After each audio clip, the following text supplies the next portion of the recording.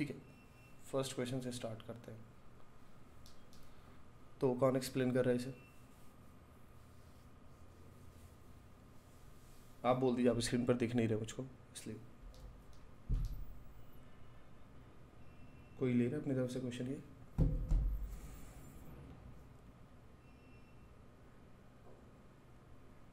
नहीं? अरे बोलो, वैसे नाम ले ही सकता हूँ। कोई नहीं लेना चाह रहा। वाह, खुशी तुम ट्राई करोगे? हर्ष? चलो नहीं करने वाले। मैं फिर रिकॉल कराऊँ, ऐसे डायटमिक मॉलिक्यूल जब भी बनते हैं तो हम मॉलिक्यूलर ऑर्बिटल पे फोकस कर रहे होते हैं। यहाँ पर ये सिग्मा मॉलिक्यूलर ऑर्बिटल की बातचीत कर रहे हैं। तो मॉलिक्यूलर ऑर्बिटल जो होते हैं उसमें नॉडल प्लेन्स जो है वो कंजर्व्ड होते हैं। तो स्टार्टिंग में जब ये एटमिक ऑर्बिटल्स होते हैं, पी ऑर्बिटल से जब सिग्मा बॉन्ड बनेगा तो हेड ऑन ओवरलैपिंग से बनेगा।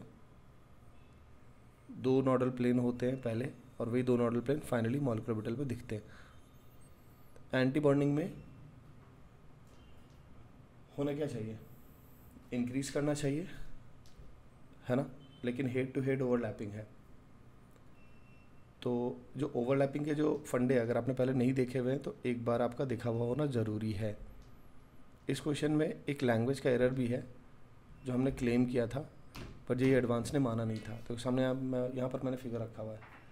आप देख रहे होगे कि जब वो हेड ऑन ओवरलैपिंग होगी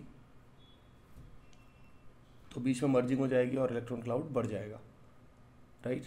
तो वो नॉडल प्लेन वैसे के वैसे ही हैं। दिखा? अब हर बार एंटी बॉन्डिंग में क्या होता है, जो नॉडल प्लेन्स होते हैं वो ज़्यादा होते हैं। तो आपको दिख रहा है कि अगली बार जो है वो डिस्ट्रक्टिव इंटरफेरेंस होगा प्लस और माइनस का, तो आपको ज़्यादा नॉडल प्लेन्स दिख रहे हैं। दिखा? नेक्स्ट पाई वाले में देखो, पाई वाले में दिख रहा है कि नॉडल प्लेन कैसे जा रहा है। अगर पी जेड है तो एक्स वाई प्लेन होगा नॉडल प्लेन, लेकिन वही अगर एंटी बॉन्डिंग होगा तो एक एक्स्ट्रा नॉडल प्लेन आएगा। तो यहाँ पर इसी बेसिक पर खेला गया था, इससे ज़्यादा कुछ नहीं था। और किस बेसिस पर हम कह रहे थे कि आंसर दो तरह से आंसर देने चाहिए थे जेई एडवांस को। कैसे?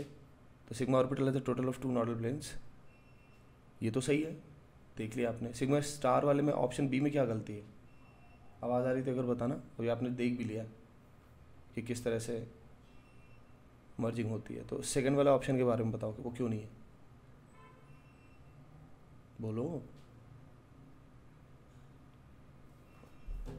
क्या हो? बिकॉज इसमें ये क्लियर नहीं किया है कि जो ओरिजिनल ऑर्डर्स के रूट्स से वो कंसिडर करनी है। देखो है ये एनसीईआरटी वाली चीज़। अगर नॉडल प्लेन्स बनाने में दिक्कत होती तो क्वेश्चंस देख लिया तुमने कि नॉडल प्लेन पे भी जस्ट आया हुआ है, तो एक बार खुद से उसे जा करके बना लेना। कोई इशू हो तो बताना, ऐसे बहुत ही नीट एंड क्लीन चीज़ है। बट सी, ये क्वेश्चन देने का पर्पस ही था जेईई एडवांस का कि तुम अक्सर इस चीज़ को इग्नोर मारते हो और नॉडल प्लेन से रिलेटेड तुम्हारा ये काम बस फॉर्मूले पर बेस्ड होता है, n-l-1 और l और टोटल नोट्स n-1। बेसिकली तुम उतना ही काम करते हो, ज़्यादा तुम्हारा इंटरेस्ट नहीं होता, उससे ज़्यादा तुम सोचते भी नहीं हो, तो वो गलत है, राइट? हाँ, आगे बढ़ कर के ये एक और चीज़ पूछ सकते हैं, जैसे इस तरह की चीज़ कुछ, जो अक्सर मैंने पहले डिस्कस भी की है तुमसे।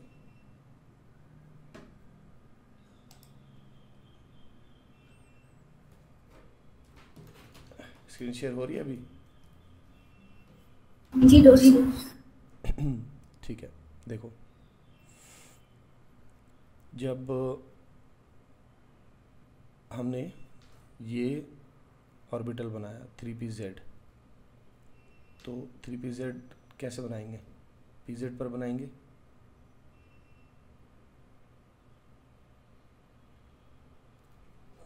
ठीक है? ये क्या होगा बताओ, एक्स वाई प्लेन, और ये क्या होगा? 2p से z होगा, राइट? हाँ, क्या बोल रहे हो? 2pz बना। 2pz में एक्चुअली मैं उसी ट्रैप की बात कर रहा था कि ऐसे कई बार क्या होता है कि जब हम खुद भी स्ट्रक्चर्स बनाते हैं पी ऑर्बिटल्स के, तो हम रेडियल नोड्स को लीव कर देते हैं, छोड़ देते हैं। 3pz में एक रेडियल नोड है, 3-1-1, एक रेडियल नोड दिखाना पड़ेगा ना, तो क्लाउड को ब्रेक करना पड़ेगा। तो क्लाउड को कहीं से ब्रेक कीजिए, ये तरीका नहीं होगा बनाने का। क्या तरीका होगा बनाने का? ऐसा होगा कुछ। बीच में एक सर्कुलर नोड टाइप दिखा है। हाँ एग्जैक्टली, ऐसे क्लाउड को तोड़िएगा, वैसे क्लाउड को नीचे तोड़िएगा। आगे हो सकता है कि कुछ इस तरह की चीज़ों पर वो जाएं, क्योंकि वो दिख रहा है कि इतना बेसिक्स पर गए हैं वो, रेडियल नोड, वो नॉडल प्लेन के कैलकुलेशन पर गए हैं, और वो लैंग्वेज जो फंसा रहे हैं वो फार्मूले में नहीं जा रहे। तो ध्यान रखिएगा कि ऐसा ना हो जाए कि आगे चल करके वो इस तरह का कोई डायग्राम दे करके फंसाने की कोशिश कर रहे हो सकता है कि इस बार कंप्लीट क्वेश्चन ना पूछे, किसी एक क्वेश्चन के एक पार्ट के रूप में डाल दें, बट समझदारी है कि थोड़ा सा और जान लें। तो ये एक रेडियल नोड है, एक्चुअली स्फेरिकल नोड होता है ना ये रेडियल नोड, तो एक स्फेयर है जो पास कर रहा है ऑरिजिन से सिमेट्रिकल डिस्टेंस पर। तो 3pz है ये, जो पहले बनाया था वो 2pz है। तो कई बार हम जब p ऑर्बिटल बनाते हैं तो इन सब बातों का ध्यान नहीं रखते, जो कि रखना चाहिए। अब साफ दिख रहा है कि अगर इसी क्वेश्चन में हम आगे जाएं तो हमें दिख रहा है कि नॉडल प्लेन की संख्या ही गलत काउंट की गई है। ठीक है, सिग्मा स्टार वाले में साफ दिख रहा है कि एक ही बोला गया, गलत है ना। फिर आगे आए, pi orbital has one node in the plane which is perpendicular. Perpendicular कहाँ है? परपेंडिकुलर नहीं है ना भाई, हॉरिजॉन्टल है, वो प्लेन से पास कर रहा है। Pi star orbital has one node in the XY plane containing the molecular axis. देखो तो मॉलिक्यूलर एक्सिस में एक नॉडल प्लेन है, राइट, सही है। हाँ, लेकिन अब होना क्या चाहिए था यहाँ पर, क्या है ना कि जब हम नोड्स काउंट करते हैं तो क्लैरिटी होनी चाहिए कि आप किस तरह के नोड्स काउंट करना चाह रहे हैं। आप चाह रहे हो प्रीवियस जो एटॉमिक ऑर्बिटल्स में जो नोड्स होते हैं, आपकी काउंटिंग उसको इंक्लूड कर रही है कि नहीं कर रही है। जैसे देखिए अभी यहाँ पर pi star orbital has one node बोला गया in the XY plane containing the molecular axis, correct. लेकिन अगर टोटल नोड्स की बात करें तो स्टार्टिंग से जब पाई स्टार ऑर्बिटल बन रहा था तो टोटल नोड्स ऑलरेडी 2 थे, समझ रहे हैं। तो उन्होंने अपनी तरफ से ये तो बताने की कोशिश की है कि has one node in the XY plane containing the molecular axis, तो ये थोड़ा ज़्यादा जस्टिफाइड दिख रहा है। ओके बोलो। जी दोस्त।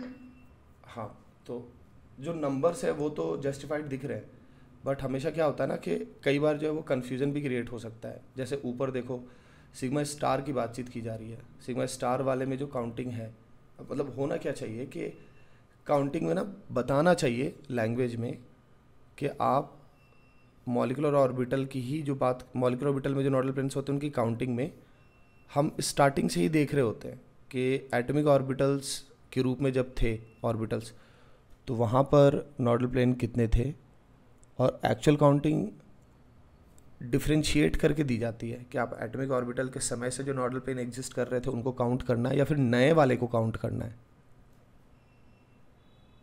समझे। तो कुछ ऐसा लैंग्वेज होना चाहिए था इस क्वेश्चन में कि जो नए नॉडल प्लेन्स बने हैं उनको काउंट करना है या फिर टोटल को काउंट करना है। तो इस वजह से इस क्वेश्चन पर ऑब्जेक्शन था, समझ रहे हो। क्योंकि आप देखोगे अगर ऊपर से तो आपको दिख रहा होगा जैसे एंटी बॉन्डिंग में आ जाओ सिग्मा स्टार वाले में कुछ नया नहीं बना, पहले से 3 थे, अभी भी 3 है। एज कंपेयर टू ऊपर सिग्मा मॉलिक्यूलर ऑर्बिटल के उससे ज़्यादा तो होंगे ही होंगे ना, लेकिन अगर हम एटॉमिक ऑर्बिटल जब मर्ज कर रहा था तब से काउंट करें तो ऑलरेडी हमारे पास थे। तो मतलब नए वाले काउंट करने हैं कि काउंट करने हैं टोटल, ये लैंग्वेज में क्लैरिटी होनी चाहिए ऐसे डिस्कशंस में।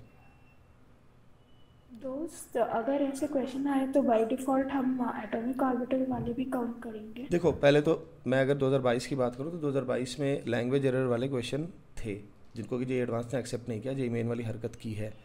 मैं बोलूँगा कि इससे क्या हो गया, अब जबकि 2022 में उन्होंने ये काम किया है, 1-2 क्वेश्चन में स्टूडेंट्स ने ऑब्जेक्ट किया और हमने इस पर डिस्कशन भी किया, हमने खुद भी अपने तरफ से क्लेम वगैरह किए थे।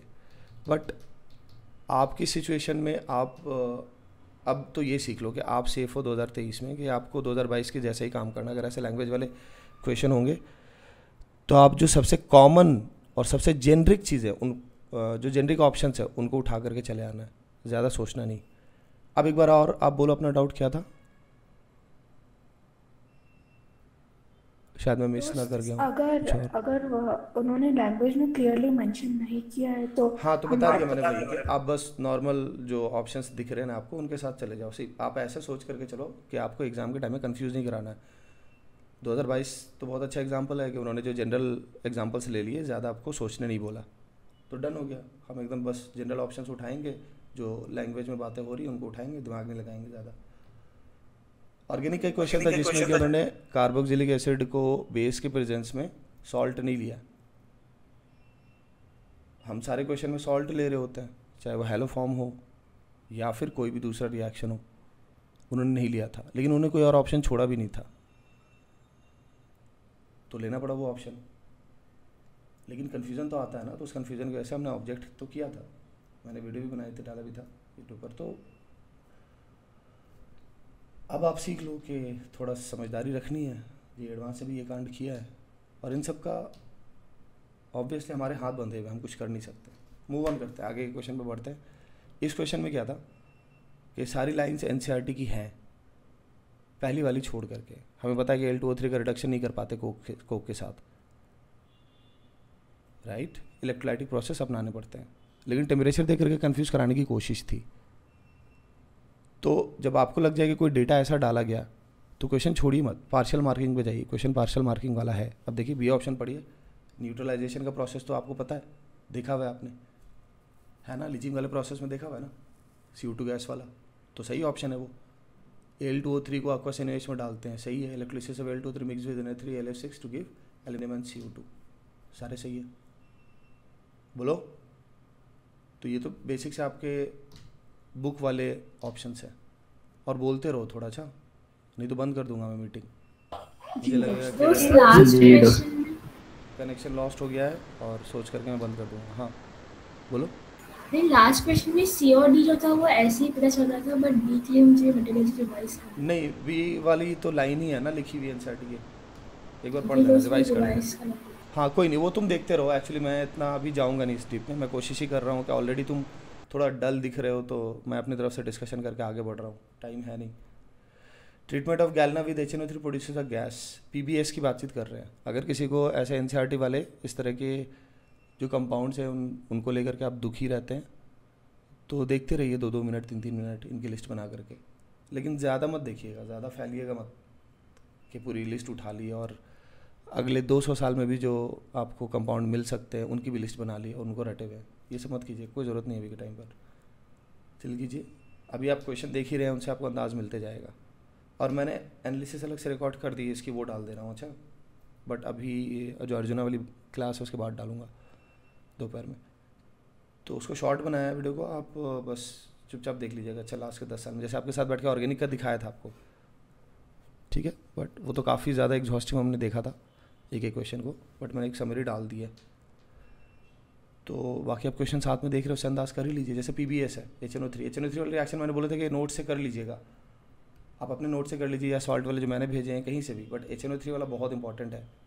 तो मैं नेक्स्ट टाइम मैं मीटिंग में HNO3 के बारे में पूछूंगा, ये नोट कर लीजिए, और कोई भी पकड़ा गया वो अच्छे से बेइज्जत होगा।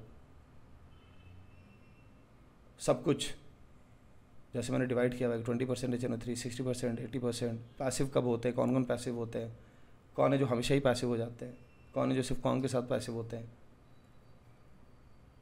टिन का रिएक्शन डिफरेंट होता है HNO3 के साथ। खैर, तो यहाँ पर PBS और HNO3 ये याद रखिएगा, लेड जो है वो एक ऐसा स्पेशीज़ है जो कलंक के नाम पर जो मेटल होते हैं उनके जैसा बिहेव करने की कोशिश करता है। एग्जैक्टली उन्हीं की पार्टी का नहीं होता, बॉर्डर लाइन पर होता है, बट उन्हीं के जैसा बिहेव करने की कई सारे केसेस में कोशिश करता है। तो जैसे अब HNO3 दिया गया है तो हमें मेंशन नहीं कर रही है कि कौन सी कंडीशन है, एग्जैक्टली डाइल्यूट है, कॉन्क है, तो हम बिल्कुल जनरल केसेस के साथ जाएंगे जहाँ पर कि नाइट्रिक ऑक्साइड बनने के सबसे ज़्यादा चांसेस होते हैं। वही नाइट्रिक ऑक्साइड एक्स्ट्रा ऑक्सीजन के साथ NO2 में कन्वर्ट हो जाता है, और नाइट्रिक ऑक्साइड की ऑड इलेक्ट्रॉन स्पेसीज है तो पैरामैग्नेटिक हो जाएगा, राइट। एसिडिक हो नहीं सकता क्योंकि न्यूट्रल ऑक्साइड में काउंटिंग होती है उसकी, N2O, NO, CO।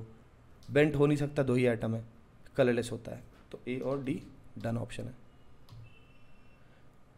ठीक है। इसमें एक और क्वेश्चन बन सकता था, ध्यान से देखना, एक और क्वेश्चन क्या बन सकता था।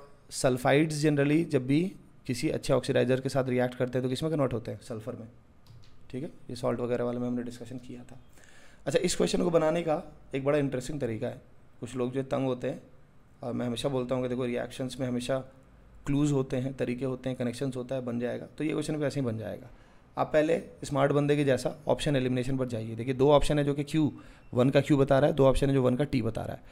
तो मैं पहले फोकस करूँगा कि Q और T में डिसाइड करके मैं 50-50 कर लूँ पहले।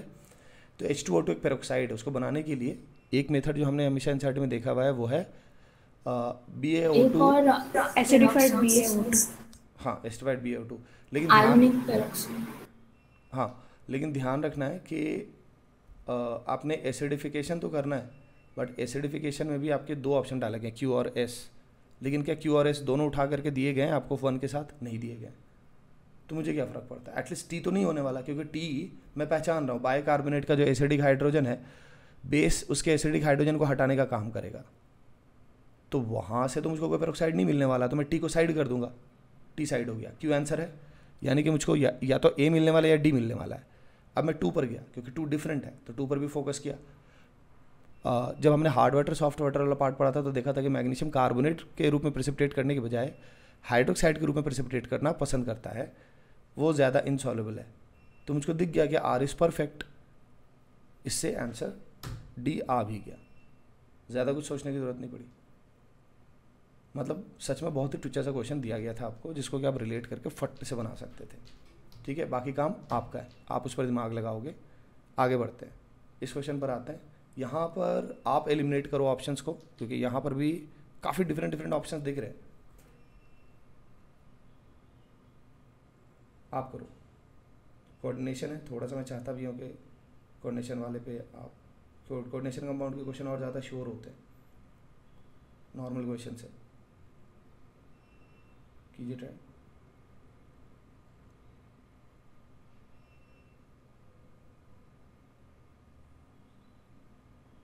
ऑप्शंस काफ़ी डिफरेंट है, देखिए RT, RS, PR, QT।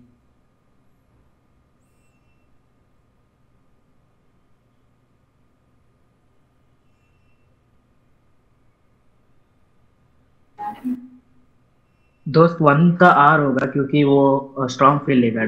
ऐसे नहीं बताते, पहले ऑप्शन पे जाते हैं, उसके बाद फिर तो सिर्फ थर्ड वाली उसे कर सकता है Q and T।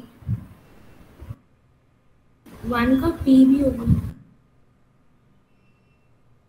ऐसे फ्रैक्शन में मत बताओ, अच्छा आराम से ऑप्शन निकालो, उसके बाद फिर अपने तरफ से एलिमिनेशन बताओ, पहले एलिमिनेशन नहीं।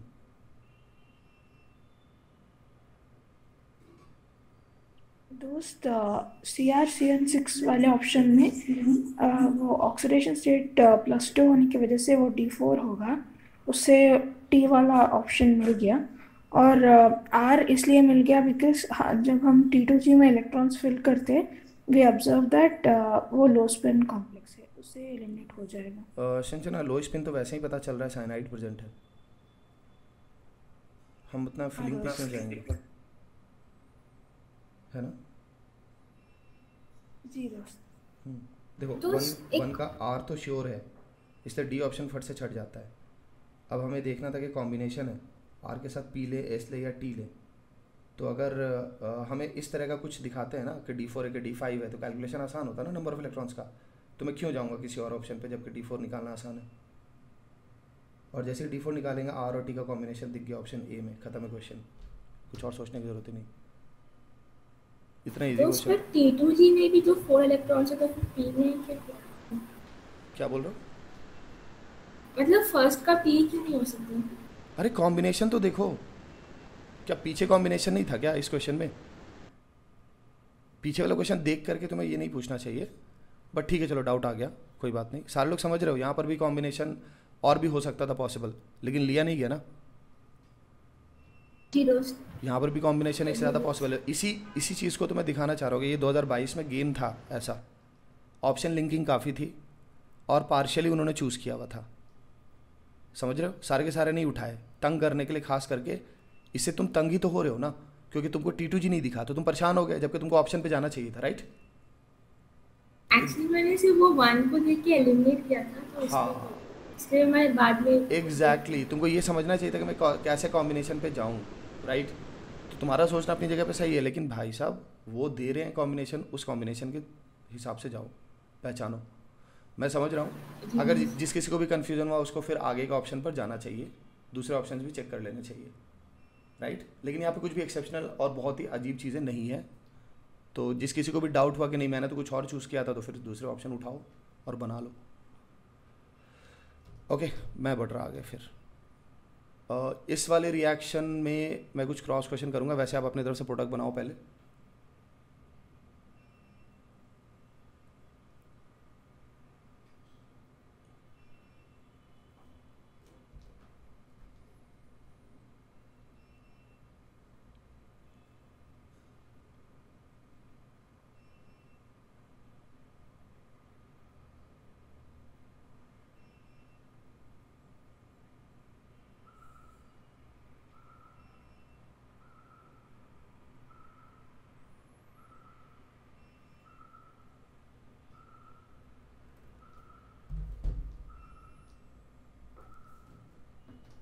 नहीं हो रहा, देखो गलत बात है, बहुत इजी क्वेश्चन है और आप इसे सोच। क्वेश्चन में क्या दिया हुआ है, Xg+O2F2 है ना, यही है ना स्पेशीज। अब ज़रा सोच करके देखो, फ्लोरीन ऑक्सीजन से ज़्यादा आसानी से इलेक्ट्रॉन ले सकता है या फिर जेनन से?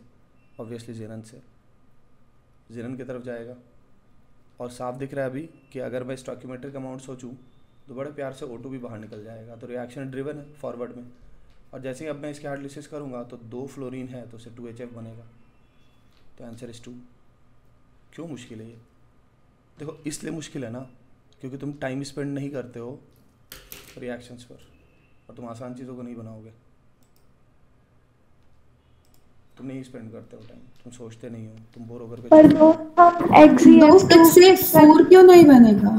देखो ऐसा है कि इस क्वेश्चन में सभी बन सकते हैं पार्शियली, XgF4 XgF6 सभी बन सकते हैं क्योंकि इन्होंने तो कोई स्टॉइकियोमेट्रिक अमाउंट दी नहीं है ना। तो इस क्वेश्चन का अगर सही तरीके से एनालिसिस किया जाए तो 2 4 6 सभी है आंसर। मुझे एग्जैक्टली आंसर की में ये सुधार हुआ था कि नहीं ये याद नहीं है, तुम लोग देख करके बता देना। मुझे याद है कि शायद पहली बार जब आंसर दिया था तो 2 ही था, बाद में बोलने पर उन्होंने चेंज किया था शायद, बट देख के बता देना। मेरी तरफ से तो आंसर हमने जब वीडियो बनाई थी तो मैं बताया था कि इससे ज़्यादा पॉसिबल है आंसर। जब क्योंकि इश्यूज़ है ना यहाँ पर, मैंने तो बोलने को बोल दिया कि देखो स्टॉइकियोमेट्रिक अमाउंट के हिसाब से, बट ये तो मेरा बाई डिफ़ॉल्ट है ना। मैं सोच रहा हूँ कि जैसे दिया है मैं वैसे लेकर के चल दूँ, कुछ बताया नहीं कि क्या हो सकता है क्या नहीं हो सकता, क्योंकि है तो ये ऐसा ऑक्सीडाइजर कि वो एक्स्ट्रा फ्लोरीन जो रिलीज़ कर रहा होगा वो फ्लोरीन भी आकर के से चिपक सकता है और XgF4 भी बन सकता है। एग्जैक्टली तो आगे 2 4 6 सभी हो सकते हैं। लेकिन जब हमें कोई अमाउंट दिया जाता है, कुछ बताते नहीं हैं, तो हम क्या करते हैं, हम बेसिक्स पे चले जाते हैं कि ठीक है यार एक लिमिटेड अमाउंट होगा। एक्सेस मेंशन करना एक स्पेशल चीज़ होती है, हमने देखा है ना पूरे केमिस्ट्री में कि एक्सेस से डिफरेंस आता है। नॉर्मली तो एक्सेस नहीं होता ना, तो एक्सेस जो है स्पेशल केस मानते हैं। सो दैट इज़ वाई के बाय डिफ़ॉल्ट हम कम वैल्यू को उठा करके चलेंगे, लेकिन ये है नहीं सही, ठीक है। और आप भावनाओं से भले ही आप सोच रहे होंगे कि XgF4 क्यों नहीं हो सकता, XgF6 क्यों नहीं हो सकता, लेकिन इक्वेशन से सोचिए, ज़्यादा भावनाओं पे मत जाइए। मैं ही आपसे पूछता कि XgF4 क्यों होगा, फिर आप क्या बोलते? आपको ये बोलना है कि एक्चुअली हमें मेंशन नहीं है कि क्या स्टॉइकियोमेट्रिक अमाउंट है। तो पैरेलली इनऑर्गेनिक में भी तो रिएक्शंस हो रहे होते हैं, तो कुछ ना कुछ अमाउंट XgF4 का श्योर ही बना होगा, कोई ले या ना ले। अक्सर मैं भी जब भी रिएक्शंस कराता हूँ तो आपको क्या बोलता हूँ कि पैरेलली होते रहता है, बट वो उठा लेते हैं। इरिवर्सिबल प्रोसेसेस ज़्यादा होते हैं ना इनऑर्गेनिक में, तो मेनली उसी को उठा लेते हैं जिसकी जो मेजर दिखता है, माइनर का डिस्कशन नहीं होता जनरली। बट अब बनने को तो यहाँ पर बनेगा ही, तो करेक्ट आंसर 2 भी है 4 भी है और कुछ केसेस में 6 भी हो सकता है। लेकिन दोस्त अगर हम XgF4 बनाएंगे और सेकंड स्टेप में उसका हाइड्रोलिसिस करेंगे तो सारे स्टॉइकियोमेट्रिक कोएफिशिएंट्स इंटीजर वैल्यू में आएंगे, तो वो हम प्रेफर नहीं कर सकते। ये नहीं समझ में आया सारे। जो हमारी हाइड्रोलिसिस की रिएक्शन होगी XgF4 के साथ, उसमें जो इक्वेशन बनेगी उसके सारे स्टॉइकियोमेट्रिक कोएफिशिएंट्स इंटीजर में आएंगे। उसे क्या होगा? उससे अगर ये इंटीजर बेस्ड क्वेश्चन हुआ तो फिर के कॉलम उसको नहीं, क्योंकि मैं XeF2 में जाएंगे तो वही बाय 2 करके कुछ आएगा, उसको बैलेंस करेंगे तो फिर वही 4 आ जाएगा। तुम्हारी आवाज़ बीच में कट गई, मेरे साइड कटी है सिर्फ क्या? क्योंकि मुझे एग्जैक्टली नहीं समझ में आया क्या बोल रहे हो। तो या तो चैट दोस्त जैसे बोलो। जैसे Xe हमने O2F2 के साथ रिएक्ट करवाया, आपने बनाया XeF2, उसको आगे हाइड्रोलिसिस किया। अगर हम XeF4 के साथ जाते हैं और उसकी आगे हाइड्रोलिसिस करते हैं तो जो बस हर बार यही हो रहा है, जहाँ पर तुम्हें तुम्हारी बात हम सुननी है वहाँ पर कोई आवाज़ नहीं आ रही है, या मेरे साथ हो रही है, बाकियों के साथ भी हो रहा है?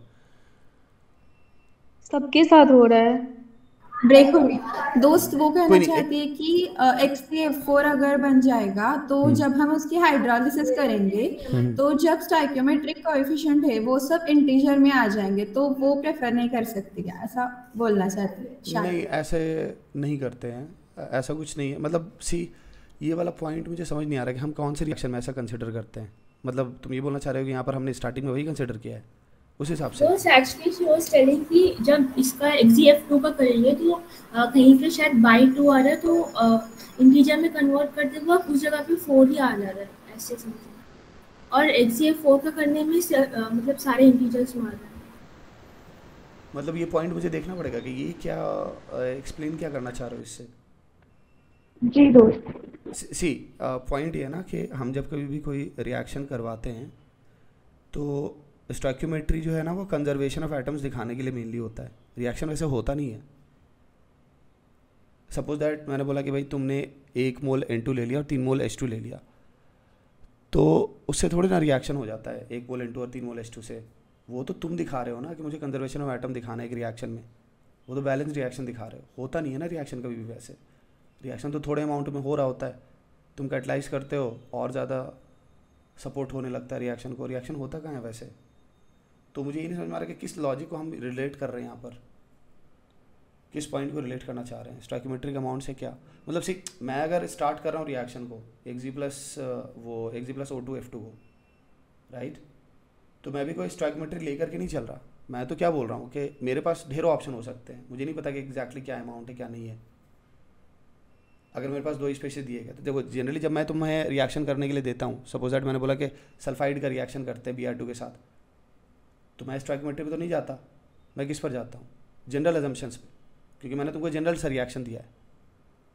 तो sulphide plus Br2 bromine water दिया है, क्या मैं ब्रोमीन वाटर के अमाउंट की बातचीत कर रहा हूँ? क्या मैं बैलेंस रिएक्शन की बात कर रहा हूँ? या तुमसे जब भी मैकेनिज्म का डिस्कशन किया कभी किया नहीं। तो बेसिक मैकेनिज्म में हम ड्राइविंग फोर्सेस पर ज़्यादा फोकस रहते हैं। अगर वो मिनिमम स्टोइकियोमेट्री से दिख जा रहा है कि आ सकता है, इट्स ओके, ठीक है, चले जाएंगे,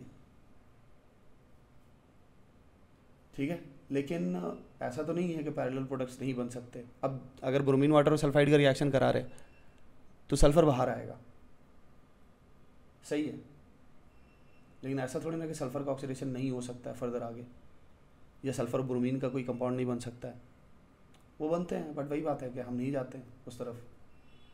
और स्टोइकियोमेट्री जब मेन प्रोडक्ट पर डिस्कशन हो रहा होता है तो नहीं करते हैं। इस क्वेश्चन में एक सहारा ले रहे हैं, एक हिंट ले रहे हैं कि ऐसा कुछ हो सकता है, इसलिए क्योंकि O2 का निकलना आसान है, XeF2 का बनना आसान है, लेकिन ऑब्वियसली XeF4 भी बन सकता है पैरेलली। मतलब ऐसा कुछ है नहीं कि स्टोइकियोमेट्री हार्ड एंड फास्ट होती है। एक हिंट ले लेते हैं, साइकोलॉजी में हेल्प होती है, बट कुछ हार्ड एंड फास्ट तो होता नहीं है ऐसा कि कुछ इंटीजर के साथ जाए, ठीक है। तो बताना इस पर क्या और अच्छे से वॉइस में से डाल करके इससे क्या रिलेट क्या करना चाहते हो, क्योंकि हो सकता है कि मैं इतने अच्छे से समझ नहीं पाया कि स्टोइकियोमेट्री से बताना क्या चाह रहा हूँ। मैं अपने तरफ से ले रहा हूँ कि शायद ऐसा कुछ बोल रहे थे कि मैंने वैसे ही हिंट लिया तो तुम उसी पैटर्न पे कुछ और सोच रहे थे। बढ़ते हैं अभी, अच्छा अभी अब फैलते नहीं है। Thermal decomposition of AgNO3 produces 2 paramagnetic gases. तो एक बार थर्मल डिकम्पोजिशन वाला पार्ट बताओ तो। सबने हीटिंग इफेक्ट के मोटे मोटे देख लिए थे, वो जेडीली वाले मैंने बोला था कि रिलेट कर करके देख लेना, सारे के सारे शुरू में किए थे हमने कुछ। तो मैं इसको भी होमवर्क में ऐड कर रहा हूँ, जितने लोगों ने नहीं देखा हुआ है रिलेट कर लेना एक बार और थर्मल डिकम्पोजिशन वाले पार्ट को। तुम्हारे पास लिस्ट चाहिए जेडीली वाली, उसी को देख लेना। कुछ केसेस हमने डिस्कस किए थे, बाकी तुमको बोला था देख लेना, तुमने पहले भी देखे होंगे क्लासेस में, तो देख ज़रूर लेना। एक बार आज देख लेना और फिर जो है वो 4-5 दिन बाद देख लेना, ठीक है। टोटल टाइम उसमें जो देना है वो तुमको 8-10 मिनट देने हैं, बस उससे ज़्यादा नहीं देना। जितने रिएक्शंस देख रहे हो सबके लिए 15-15 सेकंड हार्डली। क्या इस पर आता है, इस क्वेश्चन पर बताओ मुझे कैसे करोगे इस क्वेश्चन को।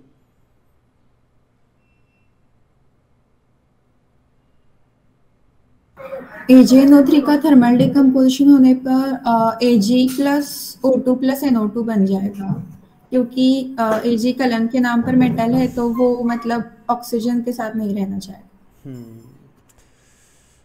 ठीक है, तो इससे क्या हुआ फिर, ये पूछना क्या चाह रहे थे हमसे, anti bonding molecule, total number of electrons present in the anti bonding molecules of the gas that has a higher number of the unpaired electrons.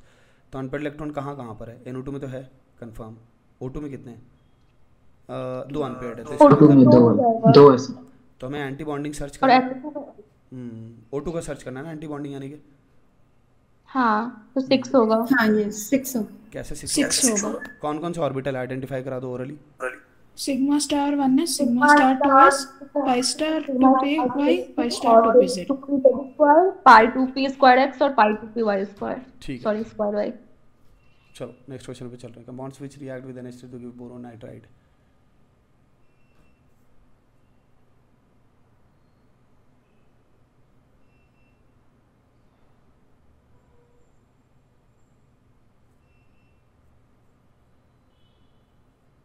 दोस्त यहाँ ABC होगा, मतलब उन्होंने टेम्परेचर कंडीशन कुछ मेंशन नहीं की है तो हम ले सकते हैं ज़्यादा टेम्परेचर, तो ABC में बन जाएगा, बट D में जो है वो एसिड बेस रिएक्शन हो जाएगा HBF4 एंड NH3 का।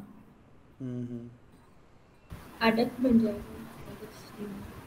हाँ एग्जैक्टली। इनफैक्ट देखो बोरोन का जो रिएक्शन होता है, अच्छा इसमें भी देख लेना, अच्छा इससे क्रॉस कर लेना।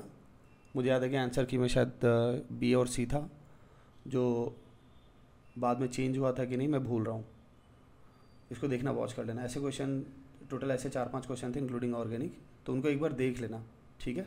तुम खुद अपडेटेड रहना आंसर की में जो चेंजेस है उसके साथ, क्योंकि वेबसाइट पर मुझको याद है कि 2011 के बाद तो सारे के सारे अपडेटेड हैं। पहले जो साइट थी उस पर 2006 से था, पता नहीं उन्होंने 5 साल का क्यों गायब कर दिया। अभी की साइट पर दिखता है 2011 से, तो पहले भी कुछ एरर थे 2006 से 2011 से पहले वाले, जिसका कि आंसर की में दिखते थे, एक से ज़्यादा ऑप्शन डाले हुए थे। तो आंसर की में क्या दिया हुआ है वो मैंने काफ़ी दिनों से देखा नहीं है, तो एक लिस्ट बना लेना इन क्वेश्चन की आंसर की में क्या दिया हुआ है। तो डाउट नहीं रखना, जो तुम्हारे जो अपने आंसर्स होंगे उनके साथ जाना। और अगर पार्शियल मार्किंग है तब तो फिर बल्ले बल्ले, नहीं है तो चलो। तुम्हारे अपनी टेस्ट में पार्शियल मार्किंग हटा करके टेस्ट हो चुके हैं ना? हाँ कल ही थे। ठीक है तो चलो। और पहले वाले भी विदाउट पार्शियल मार्किंग थे, मेजॉरिटी विदाउट पार्शियल मार्किंग थे। ठीक है, तो उसके लिए तैयारी रहना। ऐसा हो सकता है कि झटका दे दे वो, एक माहौल वैसे चल रहा है पिछले साल के नेगेटिव का, और ज़्यादा मार सकते हैं, हो सकता है कि कर दे, हटा दे वो। खैर कोई नहीं, स्टिल ऐसा नहीं है कि हम जो है वो रिस्क लेंगे नहीं, हम रिस्क लेंगे लेकिन समझदारी से रिस्क लेंगे। थोड़ा ज़्यादा ऐसे केसेस में हम ज़्यादा ऑप्शन एलिमिनेशन, ऑप्शन लिंकिंग के साथ जाएंगे। बट ये सब क्वेश्चन थोड़े ऐसे हैं कि डाउट दिला सकते हैं एग्ज़ाम टाइम पर। अब यहाँ पर है क्या कि जैसे बोरोन का खुद का रिएक्शन NH3 के साथ, वो पैरेलली B2H6 भी प्रोड्यूस कर रहा होता है और बोरोन नाइट्राइड भी प्रोड्यूस कर रहा होता है, और B2H6 फिर NH3 के साथ रिएक्ट करके फिर से बोरोन नाइट्राइड प्रोड्यूस कर रहा होता है। और अगर B2O3 की बात करें तो देखो यहाँ पर रिलेट करके B और C तो कंफर्म आंसर हमेशा निकाल सकते हो। क्यों? क्योंकि जो काम B2O3 कर सकता है, जो काम B2H6 कर सकता है, वही काम B2O3 कर सकता है हाइड्रोजन के प्रेजेंस में। क्योंकि B2O3 और हाइड्रोजन, अगर तुम कोई हाइड्रोजन का सोर्स, जैसे कि रिड्यूसिंग एजेंट है ना NH3, तो वो हाइड्रोजन का सोर्स है, तो वो हाइड्रोजन का सोर्स आराम से B2O3 को B2H6 में कन्वर्ट कर सकता है। ऑक्सीजन हटा करके, ऑक्सीजन हटाने का भी काम कर लेगा और हाइड्रोजन ऐड करने का भी काम कर लेगा। तो B2H6 इनएविटेबल है कि भाई B2O3 बनेगा, B2O3 से कन्वर्जन होगा B2H6 में बीच में रिएक्शन में, और फर्दर फिर बोरोन नाइट्राइड भी बन सकता है। ओके, यहाँ पर एक पॉइंट और डिस्कस करना था। HBF4 का एक रिएक्शन हमने देखा हुआ है डायजोनियम में, किसी को याद है क्या रिएक्शन होता है?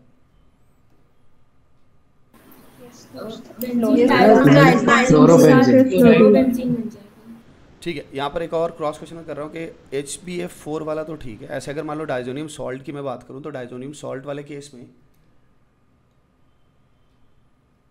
फिनाइल कटायन बनता है या नहीं? बनते हुए देखा है किसी मैकेनिज्म में? एक्चुअली मैंने एक बार जानबूझ कर ये चीज़ क्वेश्चन में डाली थी अर्जुना वाले सेशन में, मुझको याद आ रहा है। डाइजोनियम सॉल्ट का जो डाइजोनियम सॉल्ट बहुत इंपॉर्टेंट है, उसको पीटर साइक्स से टाइम मिले तो पढ़ लेना। जब तुम एनालिटिकल बुक रीडिंग करते हो तो एक बार रीडिंग उसकी भी डाल लेना। टाइम लिमिट 12 से 15 मिनट रखना, बट उसको पढ़ लेना। डाइजोनियम इंपॉर्टेंट है, इलेक्ट्रोफिलिक ग्रामेटिक सब्स्टिट्यूशंस हमेशा इंपॉर्टेंट है, फ्रीडल क्राफ्ट्स हमेशा इंपॉर्टेंट है। वो पीटर साइक्स से फिक्स कर लेना कि एक बार रीडिंग डाल लेंगे, ओके। या फिर मैं करता हूँ, मैं डेट फिक्स कर देता हूँ आज से 2 दिन बाद का, 24 है ना, तो एक काम करते हैं कि 26 तक एक बार रीडिंग डाल लेना। आप टाइम नहीं लगाना ज़्यादा, तीनों टॉपिक मिला करके हार्डली 45 मिनट से 1 घंटे रखना। जो तुम्हारे ABR का टाइम है ना, एनालिटिकल बुक रीडिंग का, वो टाइम तुम रख लेना कि कन्वर्ट कर देंगे एक दिन पीटर साइक्स पे, या अगर ज़्यादा टाइम है तब कर लेना। क्यों बोल रहा हूँ मैं? क्योंकि वो सब ऐसा टॉपिक है जो कि उठा करके कुछ कुछ हमेशा रिस्क रहता है कि पूछ सकते हैं। रिपीटेडली क्वेश्चन आते रहते हैं, जैसे कि ग्नार्ड से आते रहते हैं वैसे ही ऑलमोस्ट दिख ही जाते हैं अल्टरनेट ईयर में। तो जैसे फ्रीडल क्राफ्ट्स रिएक्शन में कार्बन मोनोक्साइड भी लिविंग ग्रुप के रूप में दिखाई देता है। अभी तक वो टच नहीं किया, वो टच कर सकते हैं एनी टाइम, है ना। जैसे FeCl3 के केस में रीअरेंजमेंट पॉसिबल नहीं है, LCl3 में होता है। ये सब चीज़ें टच नहीं की हुई है, जबकि बहुत कॉमन है, अभी तक टच नहीं किया है और हम वेट ही कर रहे हैं। तो ये सब पता होना चाहिए। चलो बढ़ते हैं, इस क्वेश्चन को करो।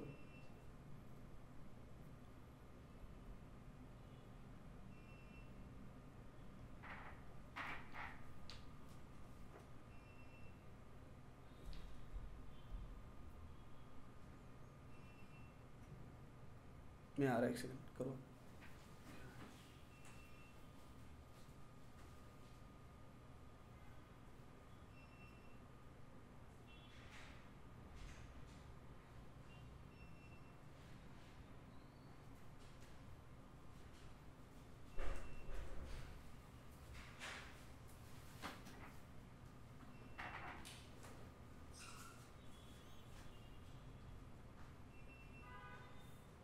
डन है, बढ़ जाए। ABC ऑप्शन ए में तो किसी को नहीं होना चाहिए इशू, लाइमस्टोन वाला पॉइंट। जी दोस्त। फिर पिग आयरन, वो भी क्लियर होना चाहिए, है ना? जी दोस्त। जी दोस्त। हाँ, अब हो सकता है माइट बी के कंफ्यूजन हो। Exhaust gases consist of NO2 and CO। वो CO2 होता है, CO2 and CO। ठीक है, तो मैं ही मानता हूँ कि काफ़ी स्ट्रेट फॉरवर्ड क्वेश्चन था ये वाला भी, ब्लास्ट फर्नेस से कुछ भी मुश्किल नहीं था, एग्जैक्टली NCERT थी, और ये भी आप भी रियलाइज़ कर रहे हैं। अब आगे एक क्वेश्चन है, जिस क्वेश्चन का एक दूसरा फॉर्म पूछा था 2021 में भी। मतलब ये एक ऐसा क्वेश्चन है जिसको मैं बोलूँगा कि 2021 में भी और 2022 में भी आया, बस थोड़ा सा फॉर्म चेंज किया गया है। कॉन्सेप्चुअली वही सेम ही चीज़ थी, एक बार ऑक्सीडाइज़र दूसरा चूज़ किया गया और इस बार ऑक्सीडाइज़र दूसरा चूज़ किया गया। अब क्वेश्चन हम बना कैसे सकते थे? कुछ ऑप्शंस तो एलिमिनेट हो जाते हैं ऐसे ही, जैसे reaction HClO3 with HCl gives a paramagnetic gas which upon reaction with O3 produces. साफ दिख रहा है कि अच्छा ऑक्सीडेशन होने वाला, राइट? और अगर ऑक्सीडेशन होने वाला है तो क्लोरीन अपने हायर ऑक्सीडेशन स्टेट में जाएगा, तो Cl2O तो वैसे ही नहीं होना है। क्यों? क्योंकि काफ़ी लो ऑक्सीडेशन है, तो वो चूज़ करना तो बेवकूफ़ी है। अब आगे ClO2 है, Cl2O6 है, Cl2O7 है। Cl2O7 भी एलिमिनेट करना आसान है। क्यों आसान है बताना? यूजुअली ये हायर ऑक्सीडेशन स्टेट जो है वो बहुत ही पावरफुल डिहाइड्रेशन से ही होते हैं, HClO4 की डिहाइड्रेशन वगैरह से ही होते हैं। सुना? तो ऐसे नहीं बनने वाले ये कि यूजुअल ऑक्सीडेशन से बना दोगे। यूजुअल ऑक्सीडेशन से क्या हो जाता है, प्रोसेस में ये डिसोसिएट कर जाते हैं। जैसे CrO5 वगैरह कैसे बनते हैं, डिसोसिएट कर जाते हैं, उनसे भी ज़्यादा, क्योंकि क्लोरीन ऑक्सीजन बॉन्ड वैसे क्या होता है, टूटने को तैयार रहता है लोन पे रिपल्शन की वजह से, जैसे पेरोक्साइड टूटने को तैयार रहते हैं। तो इन सब पॉइंट्स को ध्यान में रखना ज़रूरी है। ये सब पॉइंट्स ऐसे बुक्स में नहीं रहते हैं, बट डिस्कशंस में अक्सर आप सुनते रहते हो, तो इनका यूज़ करना सीखो। ऐसे ऑप्शन A और D ऐसे एलिमिनेट हो जाते हैं, बचे B और C। तो अगर आप डाउटफुल हो तो Cl2O6 के साथ जाना बनता है, क्योंकि भाई ओजोन है और हम हायर ऑक्सीडेशन स्टेट की तरफ जाना पसंद करेंगे। अगर आपने क्लैरिटी के साथ रिएक्शन कभी नहीं देखा हुआ है तो, जिन्होंने 2021 के क्वेश्चन बना लिए वो तो श्योर हो जाता है कि Cl2O6 ही पूछ रहा है। क्या हम रिएक्शन के थ्रू प्रॉपर्ली जा सकते थे? जा सकते थे, बट आपका अगर नहीं देखा हुआ है तो ऑब्वियसली आप तिकड़म लगाओगे। आप तो ऑप्शन एलिमिनेशन पर जाओगे और सोचोगे कि किसकी पॉसिबिलिटीज़ ज़्यादा है, कौन ज़्यादा सेंस बना रहा है, और आप अपने सेंस के साथ, इंट्यूशंस के साथ जा सकते हो। यही तो मैं सिखाने की कोशिश कर रहा होता हूँ कि मैकेनिज्म्स के थ्रू यही तो सीखो कि आप माहौल के साथ जा सकते हो। ओजोनोलिसिस एक स्टैंडर्ड ऑक्सीडेशन है, भले वो KMnO4 और K2Cr2 के जैसा स्ट्रांगली ऑक्सीडाइजिंग नहीं होगा जब तक कि कंडीशंस आपको दी नहीं गई है, बट स्टिल एक अच्छी इज्जत है भाई, है ना। हम माइल्ड ऑक्सीडाइजर के रूप में तो तभी यूज़ करते हैं ना जबकि प्रॉपर्ली हम कोई स्ट्रॉन्ग रिड्यूसिंग एजेंट यूज़ करते हैं, तो हम क्यों रुकेंगे। हाँ, अगर रिएक्शन आपको पहला वाला रिएक्शन नहीं आता तो वो गैस आप उस रिएक्शन को गेस कर सकते हैं। कैसे? HCl3 का स्ट्रक्चर बनाइए, H+ का टाइप कराइए OH वाले पार्ट पर। सुना? देखिए पहले वाले जी हाँ बिल्कुल, पैरामैग्नेटिक से भी कर सकते हैं आप। बट मान लीजिए ऐसा है कि आपको सिर्फ और सिर्फ ना पहला वाला रिएक्शन देकर के प्रोडक्ट पूछ रहे हैं कौन कौन सा प्रोडक्ट बन सकता है, तो मैं बता रहा हूँ कि आप कैसे करते, पहले वाले रिएक्शन को ब्रेक डाउन कैसे करते। तो HCl3 का OH हटाते H+ के अटैक से H2O बना करके। अब आपको दिख रहा है कि जो पार्ट बचा ClO2 वाला वो डिसोसिएट कर सकता है। चूँकि HCl3 एक ऑक्सीडाइजर है तो ऑक्सीजन के भी रिलीज़ होने के चांसेस है। हमें कोई मतलब नहीं होता इस बात से कि हम बैलेंस रिएक्शन बना पा रहे हैं कि नहीं, हम तो पॉसिबल प्रोडक्ट की तरफ जाते हैं। हर ऑक्सीडाइजर के अंदर ये कहानी है। हमने KMnO4 देखा हुआ, हमने K2Cr2 देखा हुआ है। याद कीजिए KMnO4 HCl O2 रिलीज़ होता है।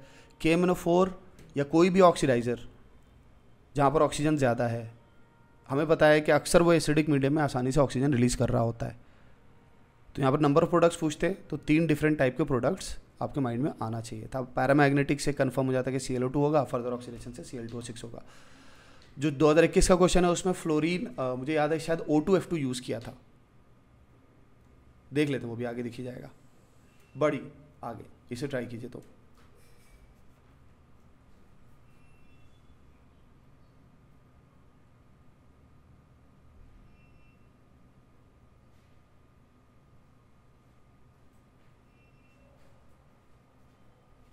Option C.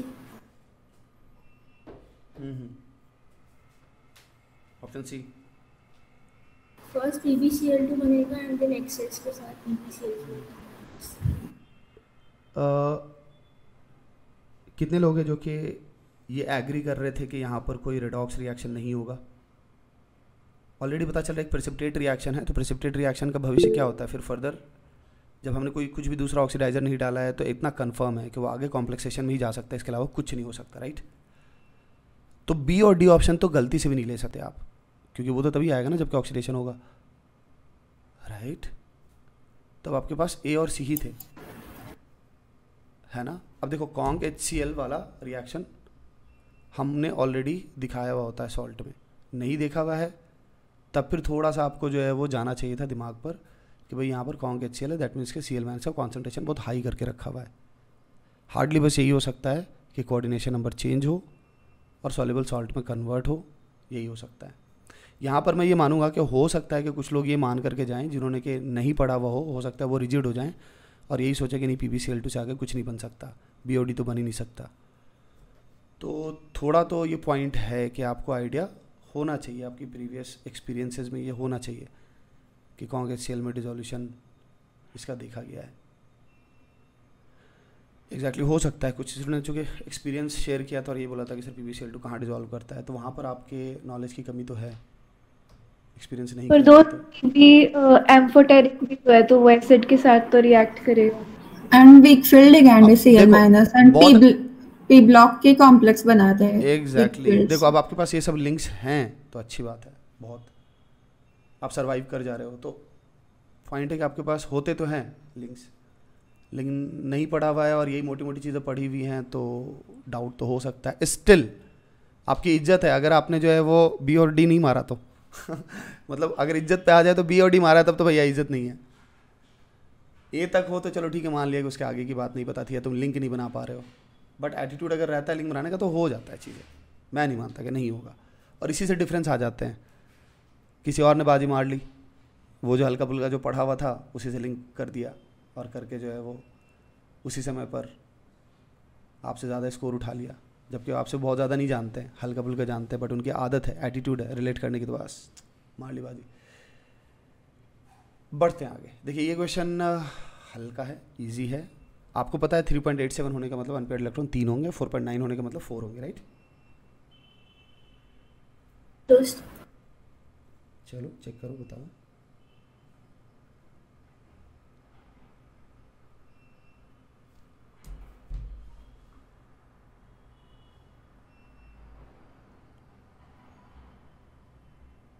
देखो ए और सी ऑप्शन तो कंफर्म होने चाहिए ना, CrNH3 होल 6 + 3 से।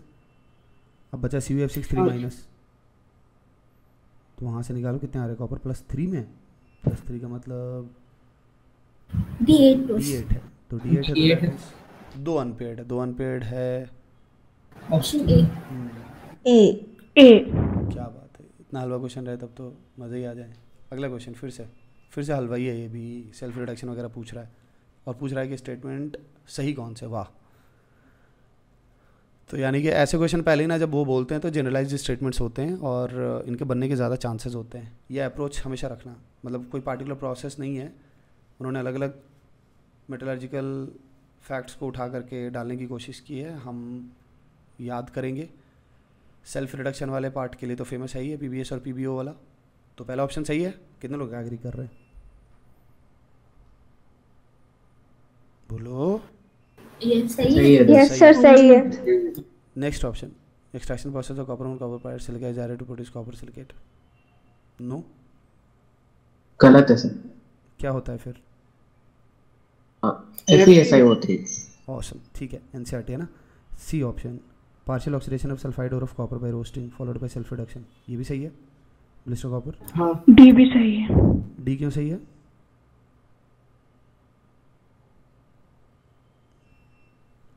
जिंक रेड्यूसिंग एजेंट है ना इस प्रोसेस में। और ये कॉम्प्लेक्स फॉर्मेशन। ठीक है, चलो इसे करो।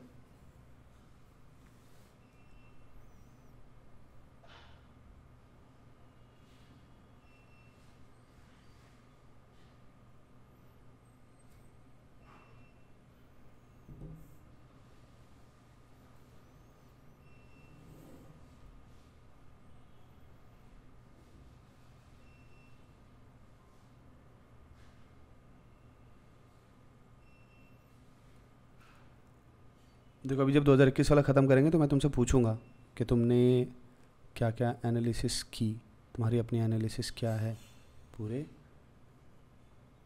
2 साल के, अभी जो लेटेस्ट ट्रेंड्स हैं लास्ट के 2 साल के, उसमें तुमने क्या क्या पाया। तुम्हें दिख रहा है PBC UAG छूटता नहीं है, किसी न किसी बहाने से आता ही आता है।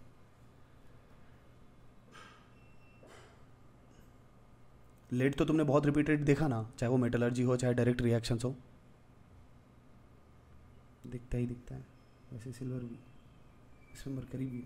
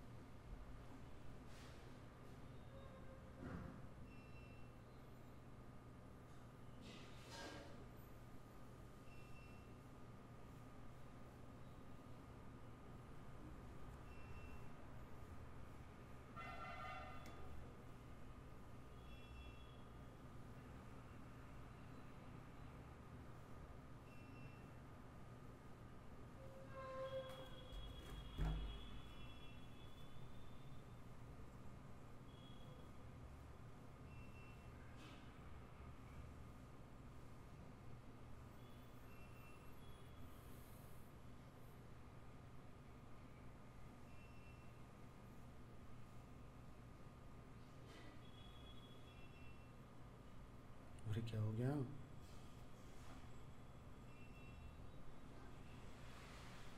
बस यहाँ पे लेकिन एक्सेस नहीं कंसीडर किया है, सिर्फ स्टार्टिंग फर्स्ट रिएक्शन में कंसीडर किया। हाँ हाँ, तो कोई नहीं, ऑप्शन इतने प्यार से अरेंज है कि सब क्लैरिटी आ रही है। ए बस कंफर्म ए है। भी लग रहा है। कोई और?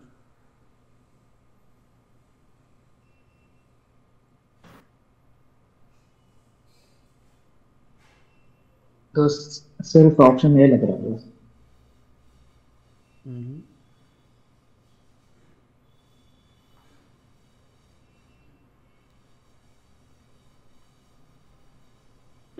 दोस्त सी तो बिल्कुल भी नहीं होगा, क्यों नहीं होगा भाई? AgCl येलो होता है। क्योंकि उसका वो ब्लैक ब्राउनिश ब्लैक प्रेसिपिटेट आता है एजी का, Ag2O। अच्छा, तो उसे क्या हो गया? वाइट प्रेसिपिटेट तो बोला उसने है सिर्फ अभी। वाइट, इसलिए वो ब्लैक कैंसिल हो जाएगा।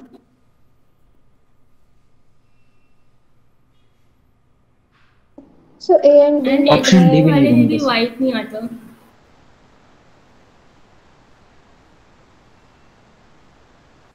CD एलिमिनेट कर दिया था और A कंफर्म था, तो मैं तो पार्शियल मार्क नहीं कर रही थी। BI और छोड़ 3 भी वाइट बनता था।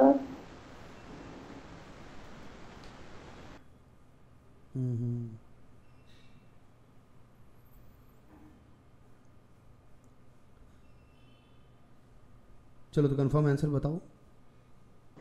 ए भी लग रहा है। A B. एक फॉरेस्ट कर लिया। ओके, सिर्फ और सिर्फ ए और बी, सी और डी में से कोई नहीं? दोस्त ए तो पक्का है बट बी भी ए तो लग कंफर्म रहा है है। भाई, ए के साथ तो किसी को डाउट A ही नहीं है। श्योर है। अब बी के साथ क्या डाउट है आपको? BiNO3 होल 3 के साथ क्या डाउट है? वो BiO होल 3 तो BI और छोड़ 3 तो वाइट होता है दोस्त। उससे बी चूज क्लोरीन किया वाला था। कंफर्म नहीं है। मतलब वो Colour देखना कैसे पड़ेगा। डिसोसिएट हो जाता है। क्लोरीन वाला कंफर्म नहीं है? क्यों नहीं कंफर्म है? BiCl3 और बाद में वो हाइड्रोलाइज भी हो जाता है। BiOCl वाइट टर्बिडिटी है तो। हाँ बिस्मत और SB के बारे में अभी याद है। हाँ, ये तो मुझे लगता है मैंने भी डिस्कस कर ही दिया था एक बार, क्वेश्चन आया था तो जी तो उसका हाथ में। मैट्रिक्स मैच वाले में। अब देखो यहाँ पर ना थोड़े ये क्या करते हैं कि ये अप्रोक्सीमेशंस पे काम कर रहे होते हैं और बहुत सावधान रहना पड़ता है इन सब चीज़ों में। तो इतना तो तय है कि सभी ने डी वाले ऑप्शन को एलिमिनेट कर दिया था, राइट? अब सी वाले ऑप्शन के साथ क्या लोचे हैं वो सुनना है, अच्छे से समझना है। थोड़ा सा AgNO3 वाले में डाउट आता है सबको, सभी को पता है कि Ag2O में कन्वर्ट होने लगता है वो, राइट? जी दोस्त। हाँ, अब गेम है यहाँ पे डाइल्यूट NaOH का, इन्होंने डाइल्यूट NaOH लिखा हुआ है। याद करो अभी जस्ट पीछे एक क्वेश्चन तुमने पढ़ा था जहाँ पर के जो कॉन्ग HCl डालते हैं PbCl2 में और तब जाकर के PbCl4 लिया था। नॉर्मल HCl से वो नहीं होता प्रोसेस। तो जब हम एक वाइट प्रेसिपिटेट वगैरह दे रहे हैं तो हमें बहुत समझदारी से चलना पड़ता है। इस क्वेश्चन में तुम ए और बी तो श्योर शॉट चूज़ कर लोगे, सी में आकर के सभी अटक रहे होंगे। जिन्होंने कभी स्कूल में प्रैक्टिकल किया है वो शायद अपनी नॉलेज को यूज़ करके डाउट को फिनिश कर सकते हैं। AgNO3 का पता है, जब आप NaOH का सफिशिएंट अमाउंट रखते हो ना तो Ag2O ज़्यादा बनता है, और जब Ag2O ज़्यादा बनता है तो वो डार्क ब्राउन टाइप का ज़्यादा दिखता है। लेकिन प्रैक्टिकली जब इसको करोगे ना तो दिखेगा वो कि भाई उसको आप बोल रहे होते हो ब्राउन, लेकिन स्टार्टिंग के फेजेस में वो भी बिल्कुल सल्फर के जैसे वाइट टर्बिडिटी के रूप में दिखता है, फिर धीमे धीमे वो डार्क ब्राउन हो जाता है। तो मुझे तो वो बताना नहीं चाह रहे एग्जैक्टली कि क्या सिचुएशन है। तो AgNO3 भी लेना समझदारी है, क्योंकि मुझे पता ही नहीं चल रहा कि एग्जैक्टली क्या सिचुएशन है। लेकिन डाइल्यूट NaOH फेवर किसको करेगा ज़्यादा? स्टार्टिंग के फेजेस को करेगा। मैं जैसे जैसे NaOH बढ़ाऊंगा मैं बोल सकता हूं कि हाँ मुझको डार्क ब्राउन प्रेसिपिटेट ज़्यादा दिखाई देगा। अब ये अटकाने वाला ऑप्शन है और ये इसलिए गंदा ऑप्शन इन्होंने दिया है, जो तुमसे एग्ज़ाम के टाइम पर अगर तुमने प्रीवियसली ये सब चीज़ें डिस्कस नहीं की हुई है तो फंस सकते हो। कोई इलाज नहीं इसका। आई बात समझ? मुझे लगता है तुम कोई भी वीडियो अगर जा करके देख लोगे ना यूट्यूब पर, मैंने तो नहीं बनाया हुआ है अभी तक, लेकिन वीडियो नहीं बनाई, बट ऐसे तो सिल्वर नाइट्रेट का रिएक्शन जो है वो कॉमन सा रिएक्शन है NaOH के साथ। तो मुझे लगता है तुमको विजुलाइज हो जाएगा देख करके। यहाँ स्टार्टिंग के फेजेस में दिखता ही नहीं है डार्क ब्राउन, बाद में दिखता है। स्टार्टिंग का फेज बोलने का मतलब क्या है? एक्चुअली मैं डाइल्यूट की तरफ इशारा कर रहा हूँ, ठीक है। चलो नेक्स्ट क्वेश्चन, ये तो तुम फोड़ दोगे। ये कौन सा फार्मूला है? MF4B2 बोलो। MF4B2 था ना वो? यस दोस्त। और इसमें दोस्त दो बोलो बोलो बोलो, क्या पूछा है इसने? Possible isomer, total number of possible isomers. हाँ दोस्त, ज्योमेट्रिकल 2 होंगे, ऑप्टिकल नहीं हो सकते बिल्कुल भी। इन्होंने गेम खेला है कि ज्योमेट्रिकल ऑप्टिकल सब पर जा रहे हैं ये, और स्ट्रक्चरल पर भी तो जा रहे हैं ना, ऐसा थोड़ा ना स्ट्रक्चर और स्टीरियो दोनों। तो तुम्हें BR और CL हाँ ब्रोमीन और CL का एक्सचेंज भी करना पड़ेगा। तो अब शांत हो जाओ, 30 सेकंड लगाओ, 40 सेकंड लगाओ, सही आंसर निकालो। डेफिनेट सही आंसर, गलत नहीं होना चाहिए किसी का भी, सभी शांत रहेंगे।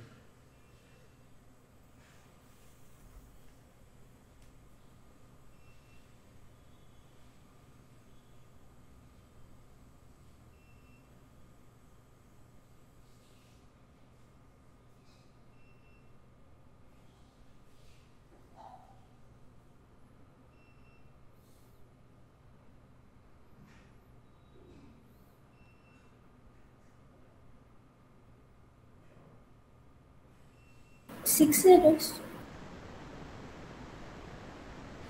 स्ट्रक्चरल कितने आ रहे हैं?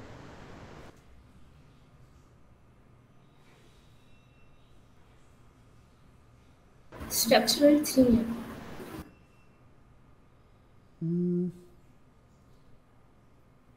एंड देन सबका ऑप्टिकल और ज्योमेट्रिक। स्ट्रक्चरल 3 आ रहे हैं। यस दोस्त। सही से बिकॉज एक बार CL2 अंदर होगा और सेकंड टाइम में CL और BR और थर्ड में BR। ओके चलो देखो कितने लोग कैसे बना रहे हैं इसको। बहुत ही आसान सा अप्रोच होता है। MA4B2 के सिर्फ ज्योमेट्रिकल पूछते तो फटाफट बना देते हैं हम लोग, लेकिन अभी हम ऐसे चलते हैं, लाइगेंड बना करके ही चलते हैं, फिर उसको ना जनरलाइज करते हैं। अच्छा ऐसा था ना शायद, फॉर्मूले में CL अंदर दिया था पहले। Okay yes. तो हम अगर इसी पर पहले फोकस करें तो हमें पता है कि CL को 90 पर भी रख सकते हैं और 180 पर भी रख सकते हैं। तो दैट मीन्स के सिस और ट्रांस दोनों बन सकते हैं इसमें, तो ज्योमेट्रिकल तो आ ही सकता है।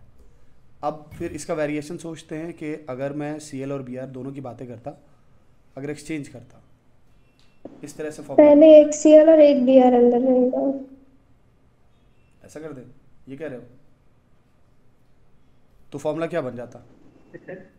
ये तो फॉर्मूला अभी था MA4B2, ठीक है। अभी बन जाता है MA4BC। जी दोस्त।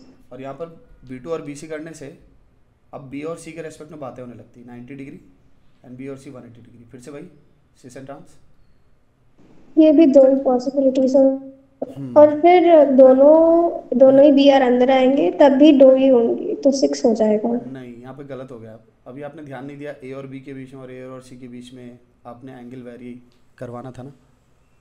कितने लोगों ने ये काम किया था? A और B और A और C के बीच में तो एंगल देखेंगे। यहाँ पर तो डिफरेंट लाइगेंड है, इसके जैसा तो है नहीं सेम लाइगेंड। बताओ कितने लोगों ने ये सोचा था जल्दी से? बट दोस्त एक ही संख्या ज़्यादा है, सो वह कोई फर्क नहीं पड़ेगा उसमें। एग्जैक्टली एक्चुअली ज़बरदस्ती की बातें मैं कर रहा हूँ, कोई फ़र्क नहीं पड़ेगा भाई उससे। आप कंफ्यूज होने लगे तुरंत में जब मैंने बोला तो।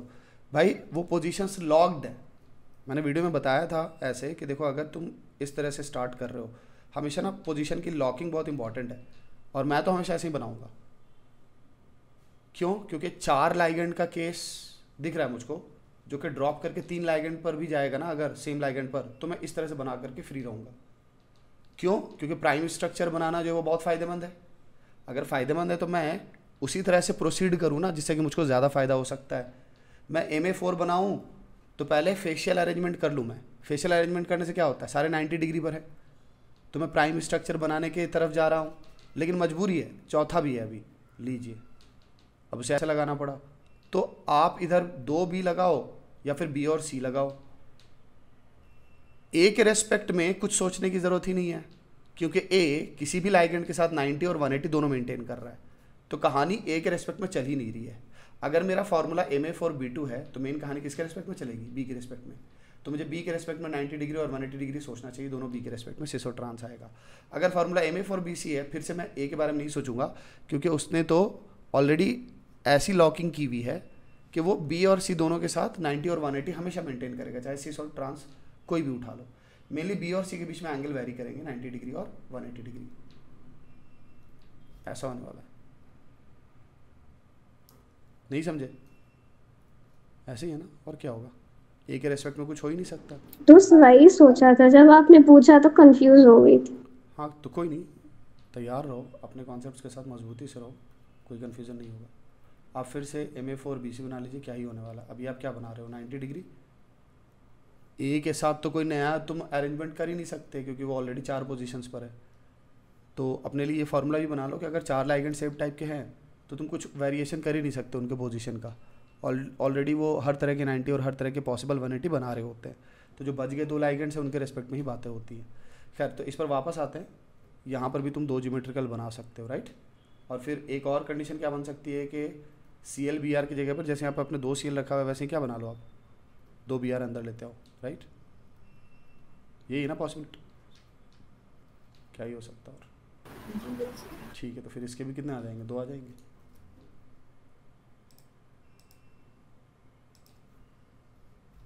ठीक है, बढ़ते हैं आगे। इसे देखिए तो,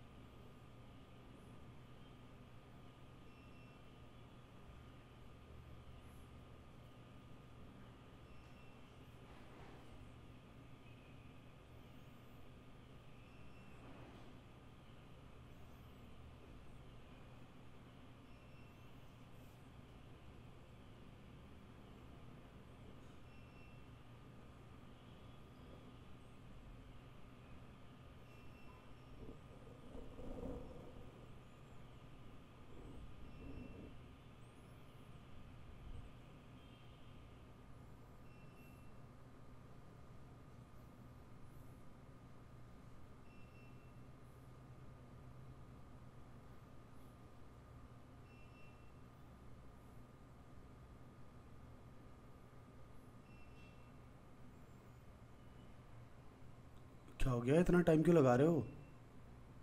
दोस्त सी को छोड़ के सभी हो सकते हैं। एक्सप्लेन कीजिए।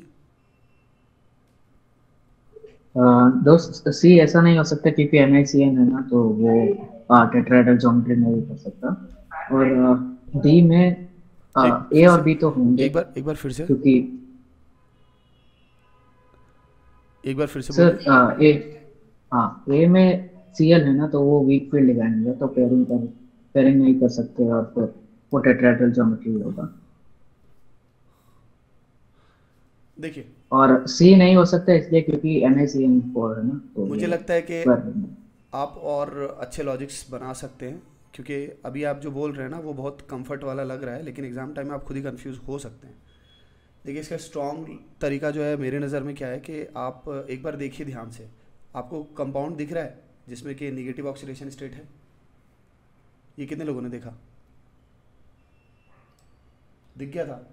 अब वहाँ से कंफर्मेशन लीजिए। देखिए, नेगेटिव ऑक्सीडेशन स्टेट है, तो आप कंफर्म कर लीजिए कि टोटल इलेक्ट्रॉन्स कितने हो रहे हैं। एक तो FeCl4 वाला सही है, लेकिन अगर मैं FeCO4 पे फोकस करूँ ना, तो एक साथ 2 ऑप्शन आंसर निकल जाएंगे।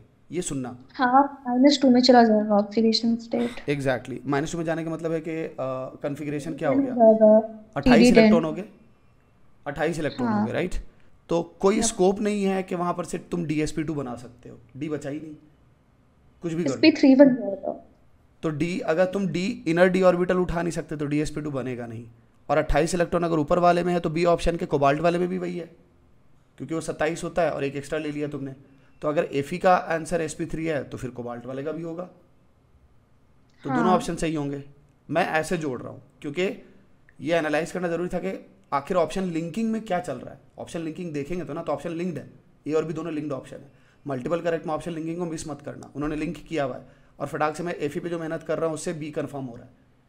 नो डाउट FeCl4 से भी तुम निकाल सकते थे, लेकिन एक बात बताओ, FeCl4 निकालने के बाद क्या तुमको कन्फ्यूजन नहीं होता FeCO4 को लेकर के? तो FeCl4 तो आंखों से देख के पता चल रहा है ना। देखो तुम्हें इतना तो फास्ट बनना चाहिए कि अगर दिख रहा है तुमको कि FeCl4 है तो समझ में आ रहा है पुअर लाइगेंड है तो यार वो sp3 की तरफ जाएगा। कन्फ्यूजन तो FeCO4 में था और उस पर अटैक करने से मेरा बी ऑप्शन भी निकल गया।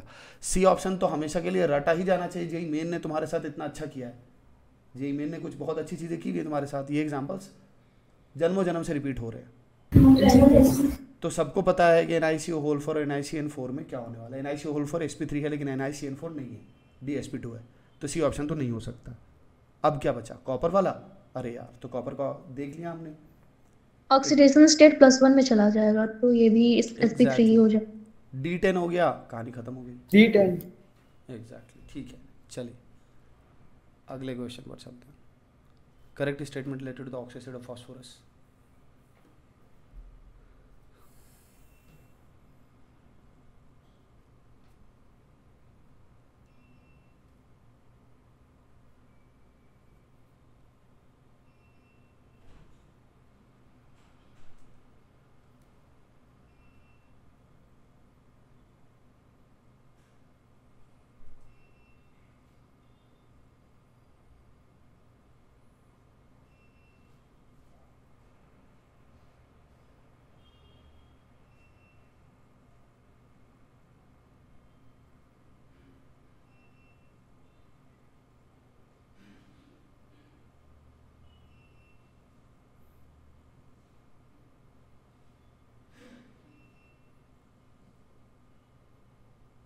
ABD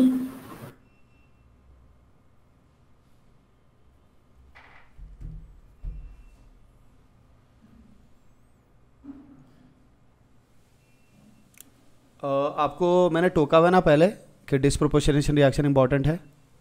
हालांकि गेस करना आसान है, हमें पता है H3PO4 और PH3 दो दिखने वाले कंपाउंड हैं, तो डन है। ए में तो कोई कंफ्यूजन नहीं होना चाहिए। H3PO3 can act as a reducing agent.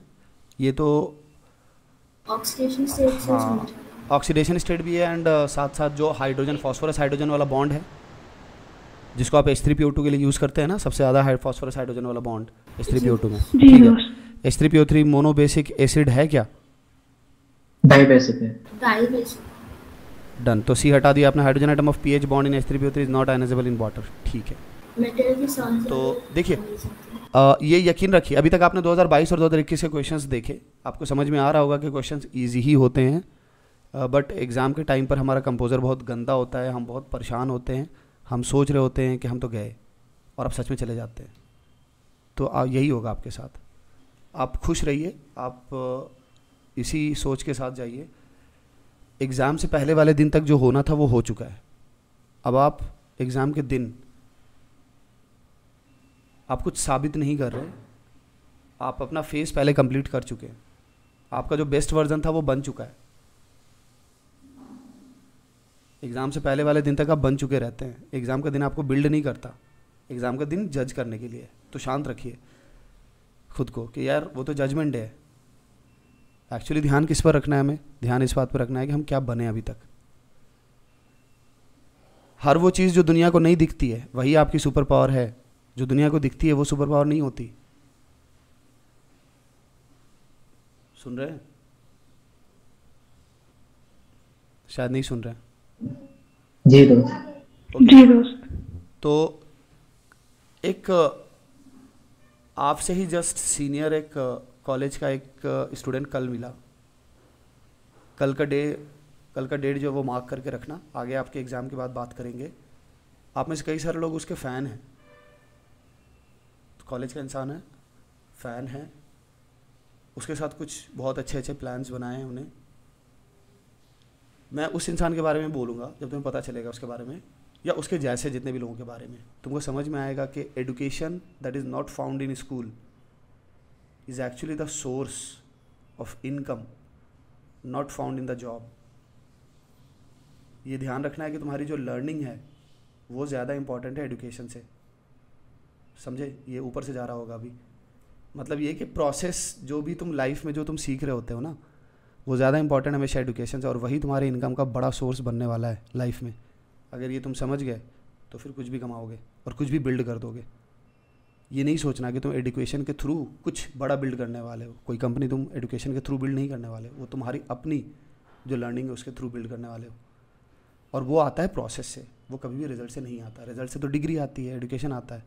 तो इसीलिए उस दिन शांत रहना, चीज़ें अच्छी होंगी, डैम श्योर। तुम्हारे सामने ये क्वेश्चन दिख रहा है, अगर तुम इसका भी डेटा निकालोगे ना तुम्हें दिखेगा ही नहीं। 12-15% से ज़्यादा लोगों ने ऐसे आसान क्वेश्चन भी नहीं बनाए होंगे। तो दैट मीन्स कि तुम जिस स्टेज पर हो वहाँ से तुम एक अच्छी सीट तो लेने वाले हो। लूज़ नहीं करो, जितना कम लूज़ करोगे, गलतियाँ जितना कम करोगे, जितना अच्छे पॉजिटिव एटीट्यूड में रहोगे, उतना ज़्यादा गेन करोगे। इस क्वेश्चन को करते हैं भाई। दोस्त नेम क्या था? क्या वो आप नहीं, अपने मतलब आपने स्टूडेंट के नाम बारे नहीं में बोल बताया। रहे थे। चलो फोकस करो क्वेश्चन पर। बोला मैंने कि नाम नहीं बताना है, अभी पता चलेगा आपको, अच्छा लगेगा। अब चलिए अभी फोकस कीजिए क्वेश्चन पर।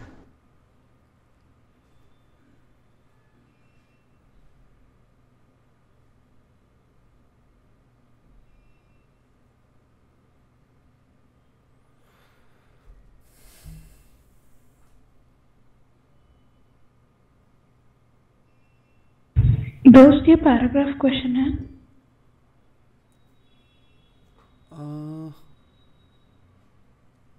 हाँ जी, ऑप्शन आगे, सॉरी। ऑप्शन वही है। मैंने एक जगह नोट्स में ना ये सारे टर्नबल्स ब्लू वगैरह के बारे में कमेंट किया हुआ है, तो किसी को मिल जाए तो स्क्रीनशॉट डाल देना, नहीं तो मुझे ही करना पड़ेगा ये काम। ये कर लेना। अच्छा, क्वेश्चन चूँकि आया हुआ है और एक बार नज़र रहने से हो बहुत जल्दी डाउट ख़त्म हो जाता है। वैसे आप इसको कर पा रहे हैं? यस दोस्त। पहला वाला टर्नबल्स ब्लू वाला वो Fe3 FeCN6 वाला ट्वाइस वाला कॉम्प्लेक्स होगा। एंड फिर जो एक्स प्रेसिपिटेट बना है वो K2 FeCN6 होगा, वाइट प्रेसिपिटेट होता है। एंड मिक्सिंग FeSO4 वो लास्ट वाला तो ब्राउन रिंग टेस्ट वाला है। देखो, जितने लोग इसमें कंफ्यूजन होता है, पहले क्वेश्चन को ना एक बार देख लेते। पहले इन्होंने प्रेसिपिटेट एक्स पूछा था, तो एक्स पहचान लिया था। देखो एक्स कहाँ पर है प्रोसेस में, वाइट प्रेसिपिटेट के रूप में। टर्नबल्स ब्लू और प्रूशियन ब्लू में एग्जैक्टली क्या डिफरेंस होता है कुछ? ऑक्सीडेशन प्रूशियन ब्लू में Fe के 2 ऑक्सीडेशन स्टेट होते हैं और फिर और +2 +3। क्यों प्रूशियन ब्लू में क्यों नहीं होते +2 +3?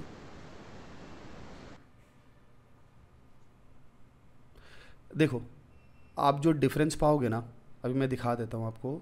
ब्राउन रिंग वाला तो आपने पहचान लिया होगा, किसी को डाउट नहीं है। लास्ट वाला ही है, H2O5 वाला होता है। ये तो किसी ने कांड नहीं किया होगा, राइट? जी दोस्त। हाँ दोस्त। हाँ जी तो दोस्त। अब देखो, पहले वाले पार्ट को करना इसलिए आसान है क्योंकि मुझे सबसे ज़्यादा पोटेशियम वहीं दिख रहा है। मुझे पता है कि पोटेशियम रहेगा तो जो भी आयनिक कंपाउंड्स है और एल्कली मेटल के हैं उनका कलर ऐसे ही गायब होने लगता है। अगर मुझे कुछ नहीं आता है तो मैं इतना गैस तो मार करके जाऊँगा ना। मुझे पता है कि जब भी ब्लू कलर की बात हो रही है तो वो +2 +3 का मिक्सचर होता है, तो उसकी पॉसिबिलिटी तो मुझे A और B में दिख ही रही है। C और D में इस चीज़ की पॉसिबिलिटी अगर है भी तब भी पर वहाँ पे पोटेशियम आ गया है, तो मैं A और B की तरफ तो जाऊँगा ही नहीं भाई। वहाँ पर वो जो भी स्पीशीज़ हैं वो आयनिक नहीं है, पोटेशियम के नहीं है, एल्कली मेटल के नहीं है। मैंने जन्म जन्म ऑलरेडी रिलेट किया हुआ, देखा हुआ है कि वाइट कलर कंपाउंड होते हैं इनके, तो मैं जाऊँगा C और D की तरफ। अब हाँ, C और D में कुछ ऑक्सीडेशन स्टेट का डिफरेंस दिख रहा है। अब अगर मैं सी की बात करूँ तो वहाँ पर Fe(CN6) होल 4 माइनस दिख रहा है, राइट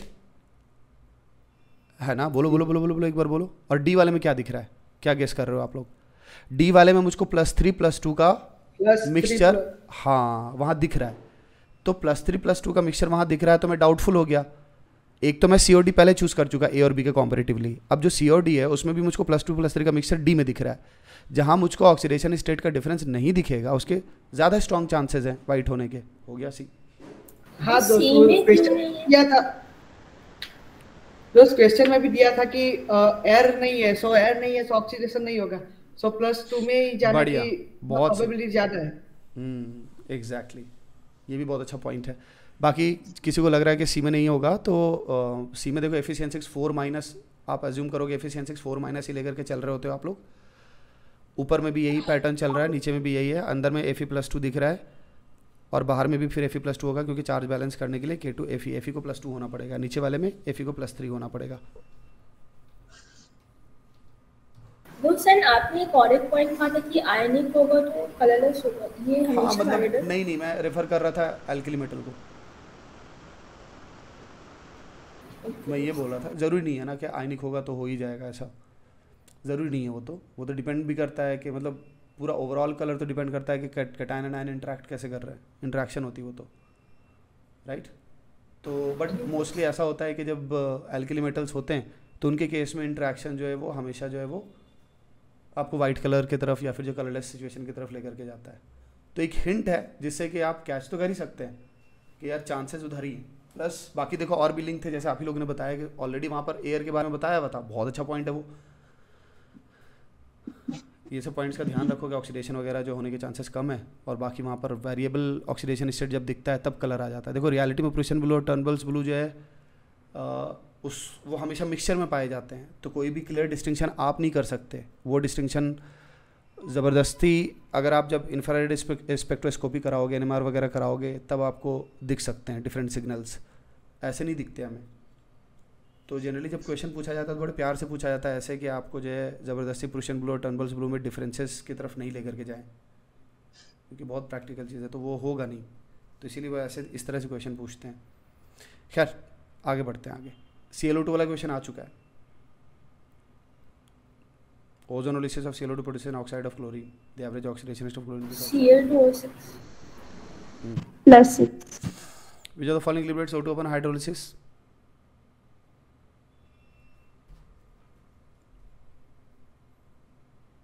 KO2। क्यों सिर्फ KO2 क्यों? Na2O2 एंड Li2O2 में तो H2O2 बन जाएगा, मतलब O2 प्रोड्यूस नहीं होगा। एंड Pb3O4 में मतलब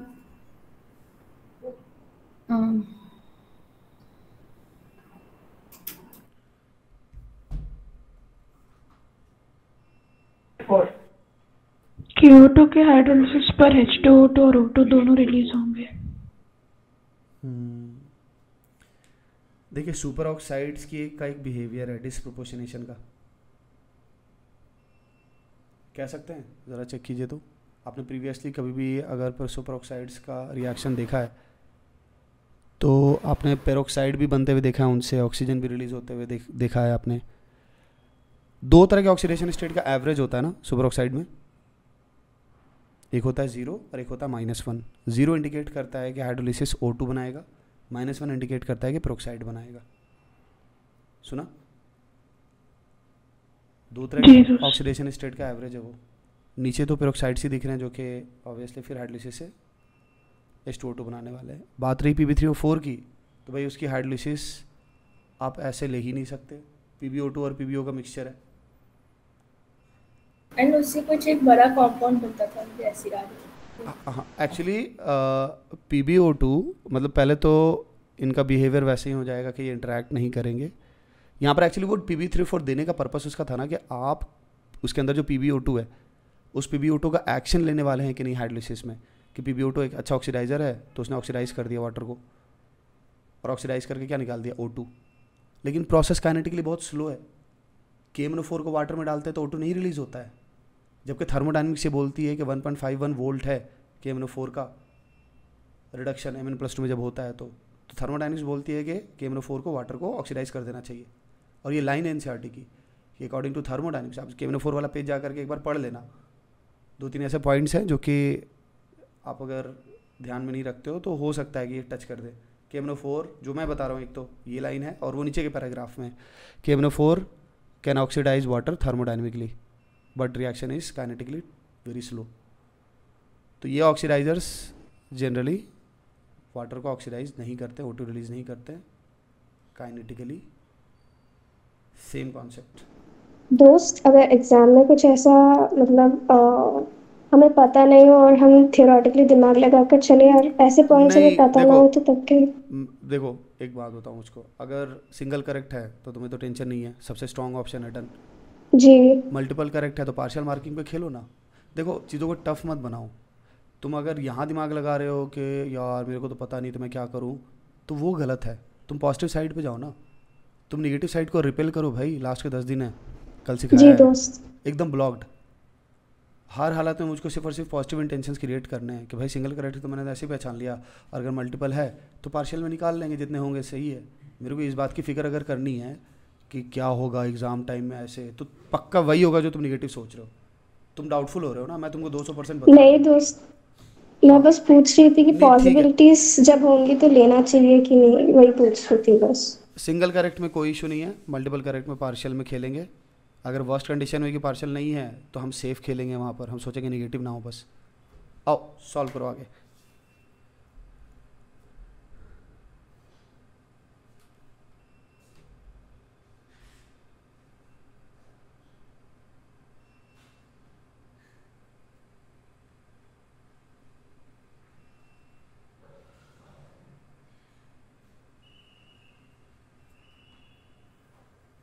दो 2020 में आ गए हैं, तो एक काम करते हैं, इस क्वेश्चन को करके फिर मैं रुक जाता हूँ क्योंकि ऑलरेडी टाइम काफ़ी हो गया। अच्छा फिर आगे करेंगे फिर।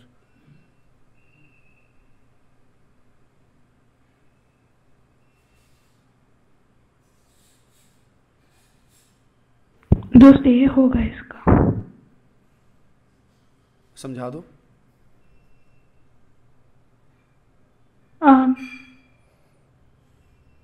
वाइट प्रेसिपिटेट दिया है, AgCl और PbCl2 दोनों वाइट होते हैं, और उसके बाद partly soluble in hot water दिया है तो वो PbCl2 होगा, और उसके बाद में हिंट दिया है कि एक्वस NH3 में और सोडियम थायोसल्फेट में सॉल्युबल है तो वो पक्के से Ag होगा, इसलिए Ag एंड Pb। एग्जैक्टली देखो वो NH3 वाले पॉइंट से कंफर्म हो गया।